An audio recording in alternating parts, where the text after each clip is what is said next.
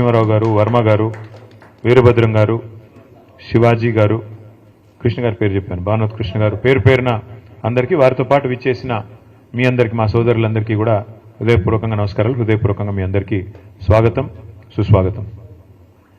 ప్రభాకరరావు గారు మాట్లాడుతూ సింగరేణి కార్మికులకి కేసీఆర్ గారు చేసిన మేలు గురించి చాలా వివరంగా, వారసత్వ ఉద్యోగాలు ఎట్లా ఇచ్చినారు, ఆరోగ్యపరమైన సమస్యలు వస్తే ఎట్లా ఆదుకున్నారు, ఇవన్నీ కూడా చాలా వివరంగా చెప్పారు. కానీ ఆశ్చర్యం ఏంటంటే సింగరేణి బెల్ట్లో ఉన్న 13 నియోజకవర్గాల్లో మనం ఓడిపోయాం. మరి ఎక్కడ తేడా వచ్చింది, ఎక్కడ ఎందుకు మరి టీబీజీకేఎస్కి పార్టీకి ఎక్కడ శృతి కుదరలేదు, ఇది కొద్దిగా లోతుగా అధ్యయనం చేయాల్సిన అంశం. ఎందుకంటే అక్కడ పైన తూర్పు ఆదిలాబాద్ జిల్లాలో ఉండే బెల్లంపల్లి, చెన్నూరు, మంచిర్యాల, అలాగే కిందికి వస్తే ఇంకా మొత్తం గోదావరిలో రామగుండం, ఆ తర్వాత కిందికి మంతిని, తర్వాత మళ్ళీ భూపాలపల్లి, అక్కడి నుంచి మళ్ళీ చివరికి ఇల్లెందు, మనుగూరు, కింది దాకా సత్తుపల్లి దాకా, కొత్తగూడెం దాకా మొత్తానికి మొత్తం ఒక్కటంటే ఒక్క సీట్లో కూడా 13 సీట్లుంటే గోదావరి పరివాహక ప్రాంతంలో, మీ బొగ్గుగని విస్తరించున్న ప్రాంతంలో ఒక్క సీట్లో కూడా మరి మనం గెలవలేదు. దానివల్ల డెఫినెట్గా మేము కూడా ఆలోచనలు పడ్డాం పార్టీగా, అరే ఇట్లెట్లా జరిగింది, గతంలో ఎంతోమంది ముఖ్యమంత్రులు, ఎన్నో ప్రభుత్వాలు హామీలు ఇచ్చి నెరవేర్చలేదు, అట్లాంటిది వారసత్వ ఉద్యోగం అనే ఒక ఇమోషనల్ అంశం, దాన్ని కూడా నిలబెట్టుకున్నాము. ఇచ్చిన 10 హామీల్లో 8 పూర్తిగా చేయగలిగాము, 2 పాక్షికంగా అయినాయి. అయినప్పటికీ మరి కార్మికులు ఈ రకంగా ఎందుకు మనకు మద్దతు పలకలేదు అనే ఒక ఆలోచన మాత్రం పార్టీలో ఆనాడు కలిగింది. అప్పటికే ఎదురు దెబ్బ తగిలింది మనకు 2023 డిసెంబర్ ఎన్నికల్లో. తదనంతరం వచ్చిన గుర్తింపు సంఘం ఎన్నికల్లో కూడా మనం ఎందుకు యాక్టివ్గా పార్టిసిపేట్ చేయలేదంటే నిజానికి మేము కూడా మదనపడ్డాం. ఇట్లా కార్మిక సంఘం పెట్టడం వల్ల లాభం అయిందా, నష్టం అయిందా, కార్మిక సంఘంలో ఉండే పంచాయతీలు ఏమైనా పార్టీ మీద ప్రభావం చూపినాయా, అందులో ఉండే అంతర్గత రాజకీయాలు, ఎందుకంటే ట్రేడ్ యూనియన్ అంటేనే చాలా ఉంటాయి పాలిటిక్స్, దానివల్ల కూడా ఏమైనా నష్టం అయిందా మెయిన్ పార్టీకి అని చెప్పి కొంత మదనపడ్డాం.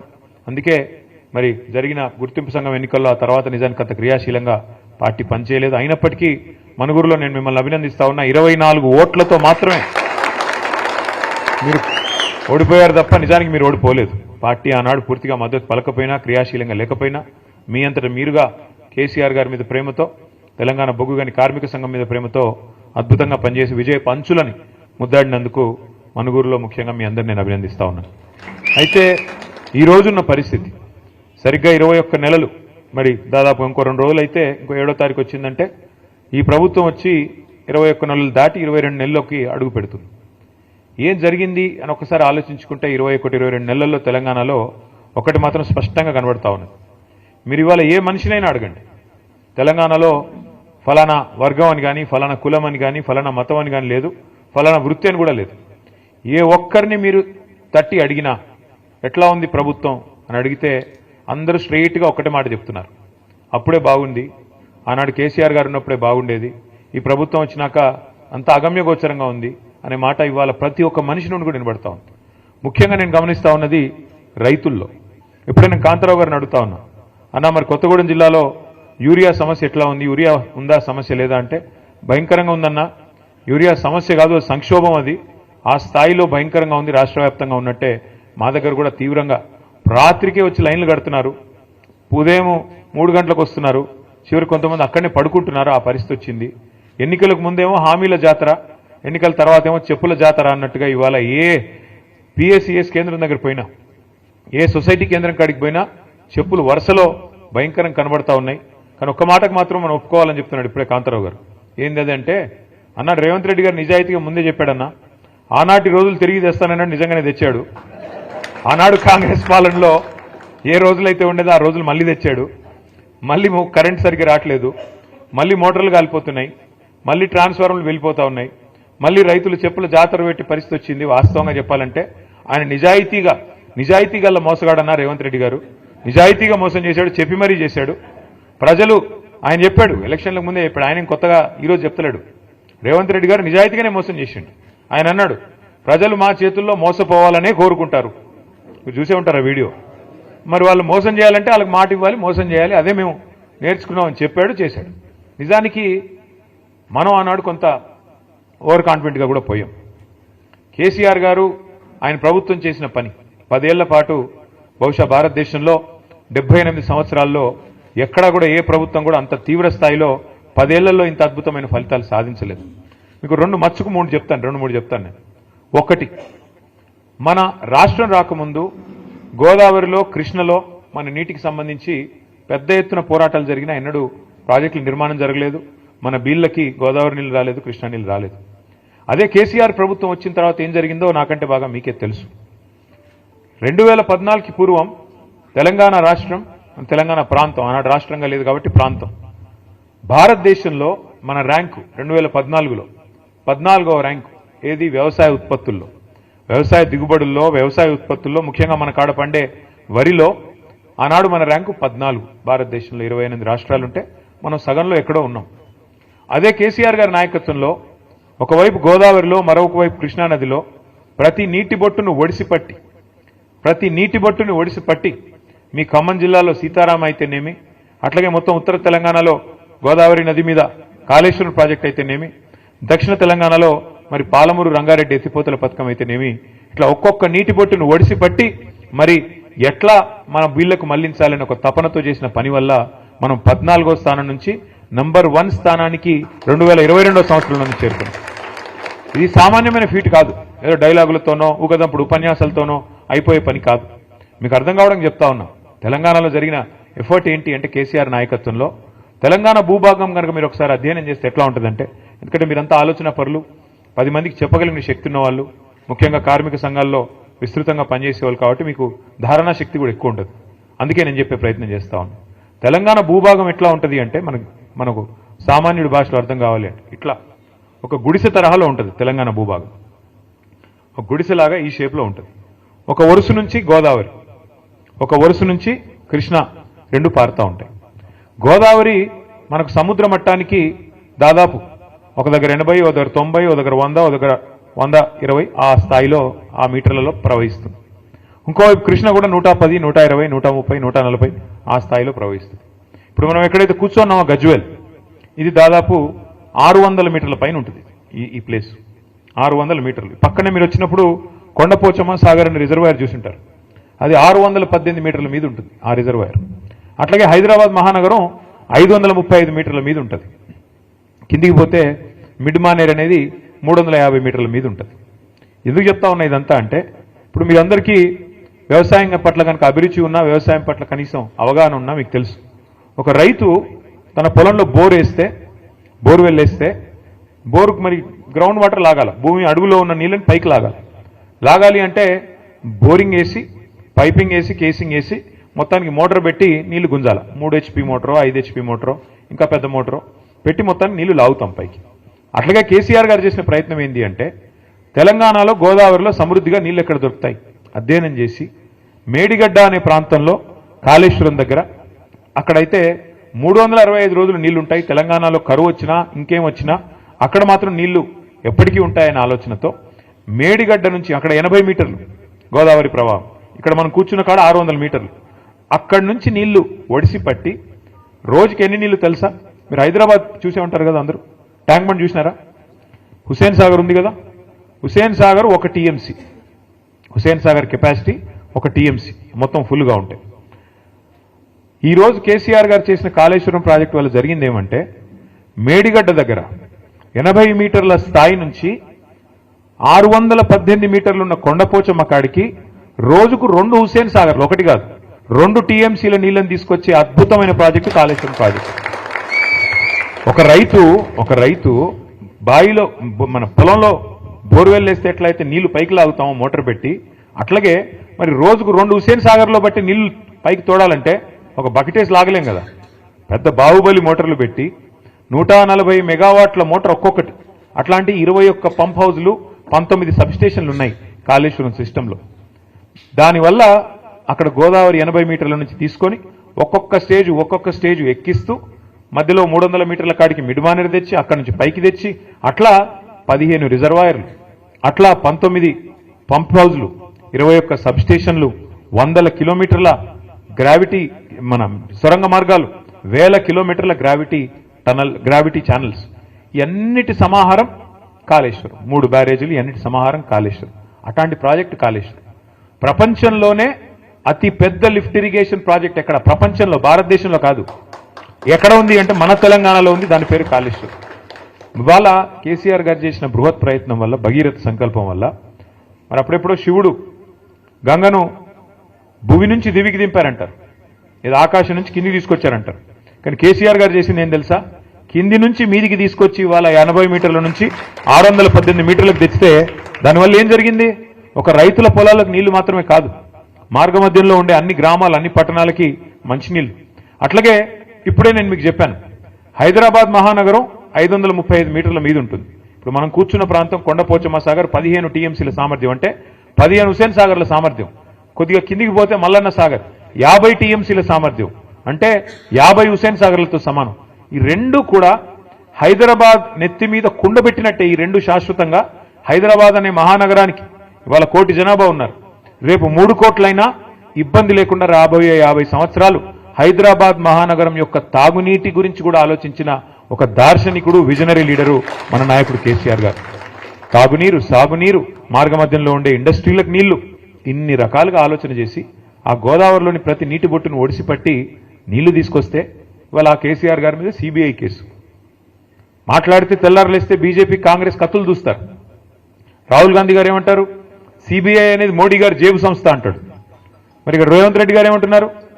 కాదు కాదు, సిబిఐ చాలా మంచి సంస్థ, వాళ్ళకి ఇస్తాను, వాళ్ళకే ఇస్తానని చెప్పి దేశమంతా కాంగ్రెస్ పార్టీ దుమ్మెత్తిపోస్తుంటే సిబిఐ, ఈడీ, ఐటీ మీద ఇక్కడ ఉన్న రేవంత్ రెడ్డి గారు మాత్రం లేదు లేదు, సిబిఐ చాలా అద్భుతమైన సంస్థ, చాలా గొప్ప సంస్థ, వాళ్ళకే ఇస్తానని చెప్పి ఇస్తే ఏం అర్థం చేసుకోవాలి మనం? దీని వెనుక ఉన్న రాజకీయం ఎట్లా అర్థం చేసుకోవాలి మనం? ఇందాక జగదీష్ రెడ్డి గారు చెప్పింది అక్షర సత్యం. ఇవాళ తెలంగాణ పచ్చబడుతుంటే కొంతమంది కళ్ళు ఎర్రబడుతున్నాయి, నచ్చట్లేదు వాళ్ళకి, వాళ్ళ కడుపులో ఎక్కడో దేవినట్టు అవుతున్నది.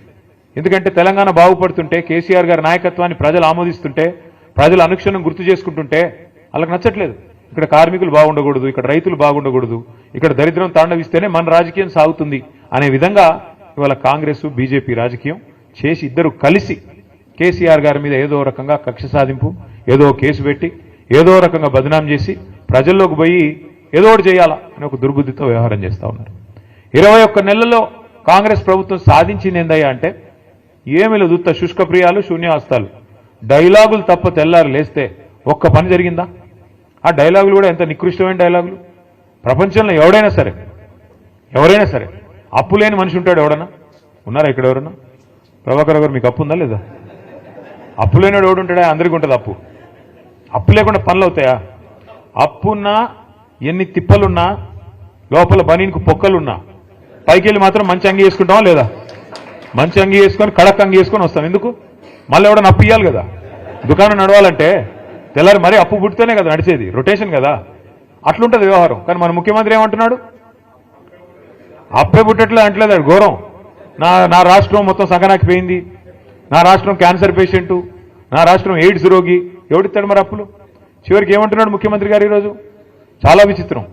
నేను ఢిల్లీకి పోతే నాకు అపాయింట్మెంట్లు ఇవ్వట్లేదు, ఎక్కడ చెప్పులు ఎత్తుకపోతాడేమో అని భయపడుతున్నారు. ఎవడన్నా ముఖ్యమంత్రి మాట్లాడతాడా? నాకు అర్థం కాదు ఇంత దారుణంగా. ఇంకా నికృష్టం ఏంటంటే ఆయన అంటాడు, నీ గుడ్లు వీకి గోటిలాడతా, నీ పేగులు మెడలేసుకుంటా. ఇది ముఖ్యమంత్రి మాట్లాడాల్సిన మాటల. పేగులు మెడలేసుకోవడం ఏంది? బోటి కొట్టేటోడు వేసుకుంటాడు పేగులు మెడలు, నువ్వెందుకు? నాకు అర్థం కాదు. ఈయనే ముఖ్యమంత్రి, లంకె బిందెలు ఉన్నాయనుకుని వచ్చినా. నేను చాలా మంది ముఖ్యమంత్రులు చూసాం మేము అందరం కూడా. రాజశేఖర రెడ్డి గారు, చంద్రబాబు నాయుడు గారు, ఎన్టీ రామారావు గారు, కిరణ్ కుమార్ రెడ్డి గారు, రోసయ్య గారు, చాలా మందిని చూసినాం. ఇట్లాంటి ముఖ్యమంత్రిని మాత్రం ఎవరిని చూడలేదు. కేసీఆర్ గారు ఒకరు కాదు, ఇంతమంది ముఖ్యమంత్రులు చూస్తే ఈరోజు ఇంత విచిత్రమైన ముఖ్యమంత్రి. ఇప్పుడు ఎన్నికల ముందు ఆయనే హామీ ఇచ్చాడు, నోటికొచ్చిన హామీలు, ఒకటి ఇట్లా అట్లాగా 420 హామీలు, ఎవరికి ఏది అడిగితే అది ఇస్తా పో అన్నాడు. అర్రాస్ పాట లెక్కనే, వేలం పాటలాగా. ఏది? కేసీఆర్ 2000 ఇస్తుండా, నేను 4000 ఇస్తా. కేసీఆర్ ఒక ముసలమ్మకే ఇస్తున్నాడా, నేను ఇద్దరికి ఇస్తా. కేసీఆర్ ₹1,00,000 ఇస్తుండా, నేను తులం బంగారం ఇస్తా.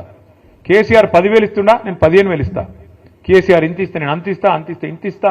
నోటికొచ్చినట్టు వాగి, అది కూడా ఏంటి మళ్ళీ మీ జిల్లాలో ఉన్న ఉప ముఖ్యమంత్రి భట్టి గారు, ఆయన డైలాగులు బీభత్సమైన డైలాగులు. ఈ గ్యారంటీ కార్డు భద్రంగా పెట్టుకోండి, మేము వస్తానే ఉన్నాం, జాగ్రత్తగా దాచిపెట్టుకోండి, 100 రోజుల్లోనే చేసేస్తాం. 100 రోజుల్లో మీరు అది పెట్టుకుంటే వాళ్ళు వస్తారు, అధికారులు వస్తారు, తీసుకుంటారు, మీకు కావాల్సినవన్నీ మీ ఖజానాలో వేసేస్తారు, మొత్తం స్వర్గం అయిపోతుంది, భూతల స్వర్గం కాంగ్రెస్ నాయకత్వంలో. ఆ రోజు డైలాగులు. ఆ రోజు అడిగారు విలేకరులు, అయ్యా మరి మీరు చెప్తున్నాయని అమలు చేయాలంటే 4 స్టేట్ల బడ్జెట్ కావాలా, 4 దక్షిణాది రాష్ట్రాల బడ్జెట్ కావాలా? ఎట్లా చేస్తారా స్వామి అంటే, మా కాంగ్రెస్ పార్టీకి చాలా తెలివి ఉంది, మాది 100 సంవత్సరాల చరిత్ర, మావాడు ఒక్కొక్కడు 6 ఫీట్లు ఉన్నాడు, మాకు తెలివి లేదంటారా? బ్రహ్మాండంగా సంపద పెంచుతాం, మేము ఇది చేస్తాం అది చేస్తాం అని డైలాగులు. ఇవాళ ఏమైందా అంటే బీదర్పులు. ఏమని? కేసీఆర్ దివాలా చేయించాడు, అప్పులపాలైపోయింది రాష్ట్రం. నేను ఒక్కటే అడుగుతా ఉన్నా మిమ్మల్ని, కాంగ్రెస్ నాయకుల్ని కానీ మిమ్మల్ని కానీ ఆలోచించమని అడుగుతా ఉన్నా. కేసీఆర్ గారు ముఖ్యమంత్రిగా ఉన్నప్పుడు కరోనా మహమ్మారి మొత్తం ప్రపంచం అంతా వచ్చింది, మన దాంతోపాటు మనకు కూడా వచ్చింది. ఎవడో అనుకోలే మూతికి బట్టలు కట్టుకొని ఇంట్లో కూర్చుంటామని. కూర్చున్నాం, బతుకుంటే బల్సార్ తినొచ్చు అని చెప్పి ఎవరింట్లో వాళ్ళు నోరు మూసుకుని మొత్తం దాదాపు సంవత్సరంన్నర కూర్చున్నాం. దానివల్ల ఏమైంది? ₹1 ఆదాయం లేదు ప్రభుత్వానికి అన్నాడు, రూపాయి కూడా లేదు. ఎందుకంటే బయట పనులు జరుగుతూనే కదా ప్రభుత్వానికి ఆదాయం వచ్చేది. బొగ్గు కానీ నడిస్తే, అక్కడ బొగ్గు తవ్వితే, బొగ్గు బయటకు వస్తే, బొగ్గు అమ్మితే అట్లే కదా ఆదాయం వచ్చేది. సింగరేణి సంస్థ కూడా దాని నుంచి వస్తుంది. అందులో మాకు కూడా ట్యాక్స్ రూపంలో గవర్నమెంట్ డబ్బులు వస్తాయి. ఒకడు సబ్బు కొనాలి, ఒకడు పప్పు కొనాలి, ఒకడు ఉప్పు కొనాలి, అవి కొంటేనే కదా ఆదాయం వచ్చేది. ఏదీ లేదు. మొత్తం సంవత్సరం పాటు ఎక్కడక్కడ తలుపులు బిడాయించుకొని ఇంట్లో ఉన్నారు. దానివల్ల ఏమైంది? ఆదాయం 0. కేసీఆర్ గారు ముఖ్యమంత్రిగా ఉన్నప్పుడు, ప్రభుత్వం ఉన్నప్పుడు ఆదాయం 0 అయినా రైతు బంధు ఆగిందా? పెన్షన్లు ఆగినాయా? కళ్యాణ లక్ష్మి ఆగిందా? షాదీ ముబారక్ ఆగిందా? పంటల కొనుగోలు ఆగినాయా? అంటే జీతాలు ఆగినాయా? కొద్దిగా ఆలస్యంగా పడ్డాయేమో, ఆగలేదు కదా. దమ్మున్న నాయకుడుంటే, దమ్మిడి లేకపోయినా సంక్షేమ పథకాలు ఆగవు. ప్రభుత్వం చిత్తశుద్ధి గల ప్రభుత్వం ఉంటే పనులు చేస్తారు తప్ప సాకులు వెతకదు. ఈ సన్నాసులు వీళ్ళకి పని చేయడం చేత కాదు, వాళ్ళ ప్రభుత్వం నడపడం చేత కాదు. ఎంతసేపు ఢిల్లీకి మూటలు పంపాలా, పదవులు కాపాడుకోవాలా తప్ప ఇంకో సోయి లేదు. ఏం చేయాలి మరి? తెల్లారులైతే కేసీఆర్ని తిట్టాలి. తిడితే చివరికి ఆఖరి పార్లమెంట్లో కూడా మన వాళ్ళు బీజేపీ ఎంపీయే రఘునందన్ రావు అని బీజేపీ ఎంపీ ఉంటే ఆయన ప్రశ్న వేసినాడు పార్లమెంట్లో. ఏమని? అసలు తెలంగాణలో అప్పులు ఎంత అని కేంద్ర ప్రభుత్వాన్ని అడిగినాడు. కేంద్ర ప్రభుత్వం కుండబద్దలు కొట్టినట్టు చెప్పింది. మొత్తం లెక్కలు controller and auditor general, finance department వాళ్ళందరిని అడిగి తీసుకొని కుండబద్దలు కొట్టినట్టు చెప్పింది. 10 ఏళ్లలో కేసీఆర్ ప్రభుత్వం చేసిన అప్పు, వదిలిపెట్టిపోయిన అప్పు 3.5 లక్షల కోట్లు. అందులో కేసీఆర్ గారు రాకంటే ముందే 72,000 ఉంది, ఆయన వచ్చినాక 2,80,000 కోట్ల అప్పు చేసినాడు. ఇది మాత్రమే అప్పు అంటూ మన కేంద్ర ప్రభుత్వం స్పష్టంగా పార్లమెంట్లో చెప్పింది. అయినా సిగ్గులేదు. కేంద్ర ప్రభుత్వం పార్లమెంట్లో చెప్పిన సిగ్గు ఎంత మాత్రం లేదు కాంగ్రెస్ వాళ్ళకి. ఒకడు 6 లక్షలు అంటాడు, ఇంకొకడు 7 లక్షలు అంటాడు, ఇంకోటి 8 లక్షలు. ఎవడికి నోటికి ఎంత వస్తే అంత, ఎంత వస్తే ఎంత తోస్తే, ఎక్కడ ఉంటే అక్కడ నోటికి ఎంత వస్తే అంత మాట్లాడుతూ ఉన్నారు. ఆధారం ఏంది, ప్రామాణికమైంది, పత్రం ఏంటంటే ఎవరి దగ్గర ఏం లేదు. నోటికి ఎంత వస్తే అంత మాట్లాడాలా, అదరగొట్టాలా, ఉపన్యాసాలు ఇవ్వాలా, మీడియాను మేనేజ్మెంట్ చేసుకోవాలా, ప్రజల్ని మోసం చేయాలా, మళ్ళీ ఇటగా వ్యవహారం నడిపిస్తూ ఉండాలా. ఏం చేస్తున్నారు సక్సెస్ఫుల్గా? వాళ్ళ మీదికి రాకూడదు దృష్టి. అందుకే ఏం చేస్తున్నారు? 6 గ్యారంటీలు ఎవరు అడగొద్దు, సింగరేణిలో ఇచ్చిన హామీలు మీరు అడగొద్దు. ఏం చేయాలి మరి? ఏదో డైవర్షన్ గేమ్ ఆడాలి. ఓ రోజు కాళేశ్వరంలో కేసీఆర్ అరెస్ట్, సిబిఐ అని కొన్ని రోజులు టైంపాస్.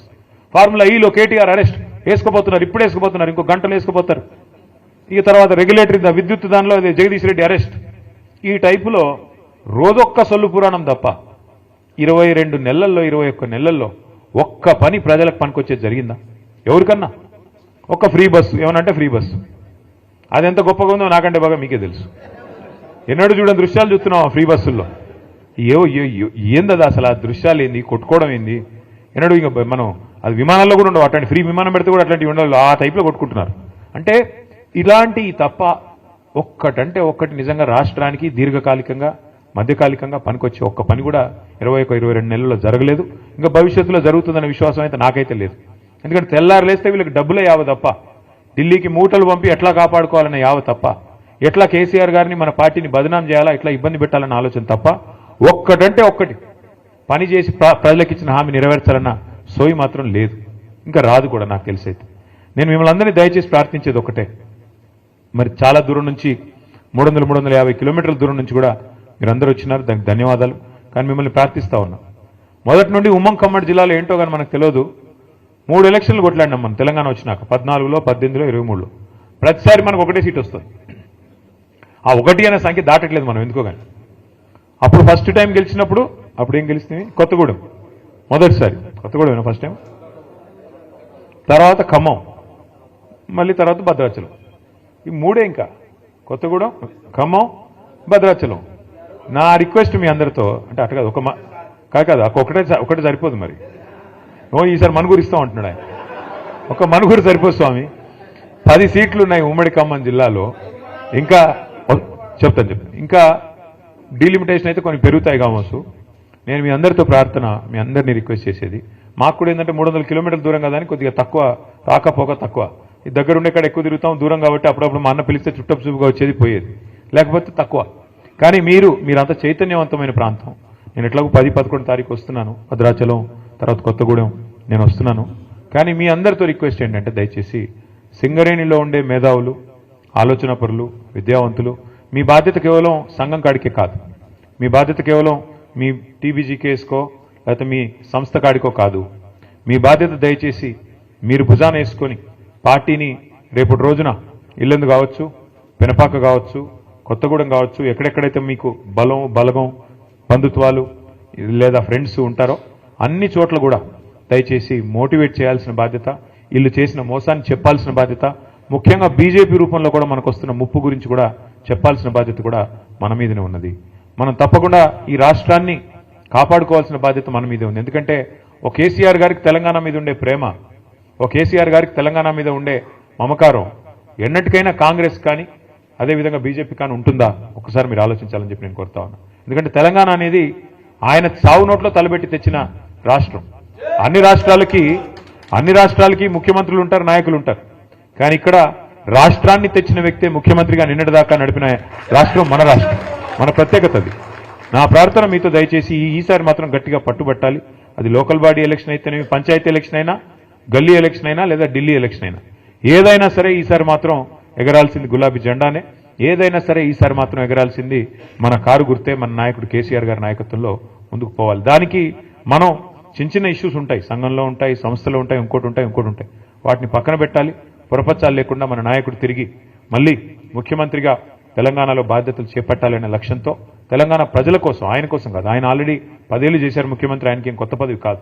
కానీ ఈ రాష్ట్రం మళ్ళీ గాడిన పడాలి అంటే తప్పకుండా ప్రజలు గుర్తు చేసుకుంటున్నారు. ఈరోజు మీరు ఎవరినైనా చూడండి, మీరు చూస్తూ ఉంటారు కదా వీడియోలు, ఎక్కడ పోయినా గుర్తు చేసుకుంటున్నారు. ఎందుకు అంటే దానికి కూడా కారణం ఉంది. ఎప్పుడైనా పెద్దలు చెప్తారు, మన మధ్యన ఒక పెద్ద ఆయన ఉంటే ఆ వాల్యూ మనకు అర్థం కాదు, విలువ తెలవదు. ఆయన ఆ పొజిషన్లో లేనప్పుడే తెలుస్తుంది. ఎప్పుడైనా సరే చీకటిని చూస్తేనే వెలుగు విలువ తెలుస్తుంది, గాడిదని చూస్తేనే గుర్రం విలువ కూడా తెలుస్తుంది. ఇవాళ గాడిదలు ఎవరైతే ఉన్నారో, నేను చెప్పను ఏ గాడిద అంటే మళ్ళీ అదో కథ, వాళ్ళని చూసిన తర్వాత ఇవాళ కేసీఆర్ గారి విలువ ప్రస్ఫుటంగా తెలుస్తున్నది ప్రజలకి.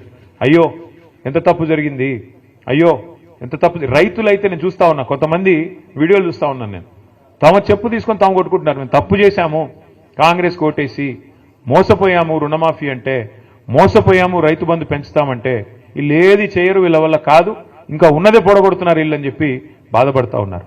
మరి అట్లా ఉండే రైతులు కానీ, కార్మికులు కానీ, మహిళలు 1,67,00,000 మందికి మాటిచ్చినారు, మీకు నెలకు 2,500 ఇస్తామని. వీళ్ళు ఇస్తారా? తులం బంగారం అన్నారు. నేను చెప్పాను ముందే, బంగారం కాదు, వీళ్ళు ఇనుము కూడా ఇవ్వరు. ఇది ఇనుము ఏమైనా ఉంటే ఉల్టా ఎత్తుకపోయే బ్యాచ్ తప్ప ఇచ్చే బ్యాచ్ కాదు అది. అలీబాబా 45 దొంగల్లాగా వీళ్ళు మామూలు వాళ్ళు కాదు, ఇది దండుపాలెం బ్యాచ్ ఇది. ఆ బ్యాచ్ వీళ్ళు బంగారం ఇచ్చే బ్యాచ్ అసలే కాదు. మహిళల్ని కూడా అట్లా బుట్టలు వేసుకున్నారు, వాళ్ళని కూడా మోసం చేశారు. కాబట్టి ఒక్కొక్కరిని మనం చైతన్యవంతులు చేసి ఒక్కొక్క వర్గాన్ని దగ్గర తీసుకొని జాగ్రత్తగా ఒక్కొక్కటిగా ఇంకా మనకు టైం ఉంది, మనకేం తొందర లేదు, మనకేం ఇప్పటికిప్పుడు ఉరుకులు పెట్టాల్సిన అవసరం లేదు, టైం ఉంది. కానీ నిజంగా కూడా గొప్పగా అనిపించింది ప్రభాకర్ రావు గారు చెప్తుంటే, ఒక అధికార పార్టీని వదిలిపెట్టి ఇంకా 3 ఏళ్ళు సమయం ఉండగా లేదు ఆ పార్టీ మాకు వద్దు, మాకు మా మాతృ సంస్థ బీఆర్ఎస్ అంటేనే మమకారం, కేసీఆర్ గారు అంటేనే మమకారం అంటూ 350 కిలోమీటర్ల దూరం మరి దాదాపు ఉదయం 3 గంటలకు లేచి బయలుదేరి వచ్చిన మీ అందరికీ కూడా శిరస్సు వంచి హృదయపూర్వకంగా సుస్వాగతం తెలియజేస్తూ, ముందుగా అందరం కూడా కండువాలు కప్పుకుందాం. కానీ కొద్దిగా ఒక పద్ధతిలో ఒకవైపు నుంచి ఒకవైపు పోయేటట్టు కండువాలు కప్పుకుందాం. ఒక్క నిమిషం మాట్లాడదాం చేద్దాం. ముందైతే మనం ఫోటోలు దిగి ఆ తర్వాత మీరు అన్నదాన్ని చేసుకుందాం. పేరున మళ్ళీ ఒకసారి మీ అందరికి నమస్కారం. జై తెలంగాణ, జై కేసీఆర్. ఒక పని చేద్దాం, ఒకవైపు నుంచి ఇటువైపు నుంచి రండి, ఇటువైపు నుంచి వెళ్దాం. Thank you.